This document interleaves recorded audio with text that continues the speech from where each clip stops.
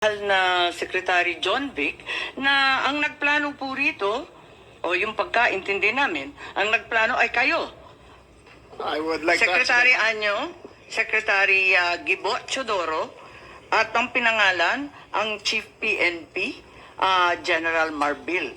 Parang apat yung pinangalanan sa isang interview ng ating Secretary ng DILG. Can I answer that, ma'am? Yes, please, you're recognized. The question was, who planned this? I did not state in any way who planned it. The meeting was of executive privilege. It is a Executive conversation privilege, between the president and the ones I mentioned. There was. So what exactly did you say? Ano sinabi po ninyo? They asked me- Kaintindi namin, itong apat na pinangalanan, ang siyang nagplano. Go ahead, ma'am. Patugtog na lang natin para maintindihan, ha? Yan. Interview mo, ulul. Interview mo kay Corina. Really on top of this? Kayo ho ba? Because during the press conference of the president, it was you and the president. Yes. So ikaw ho ba nagplano ng lahat ng ito? Hindi naman. It was a group effort. Secretary Chidoro was there. Secretary Anyo was there too. And the president and I. So, hindi naman ako. Ako lang ang natira. stand by that, ma'am. Last man standing doon sa Malacanang. I stand by that. Kasi Secretary Tama, Secretary Ed.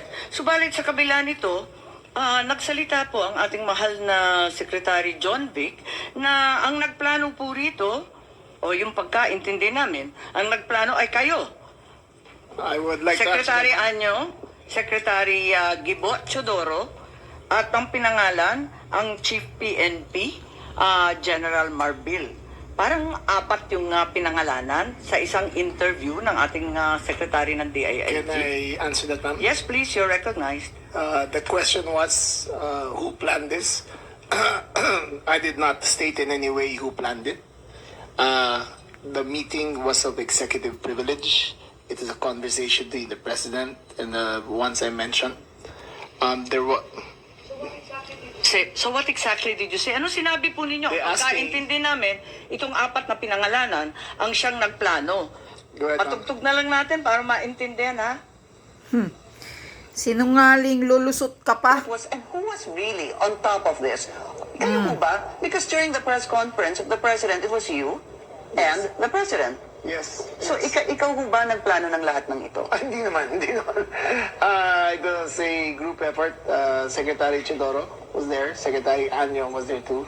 And the president Group and I. effort. So, hindi naman ako. Ako lang ang I natira. stand by that, ma'am. Last man standing. Group doon sa- effort. I stand by that. Kasi Secretary Tama, Secretary Ed. Subalit sa kabila nito,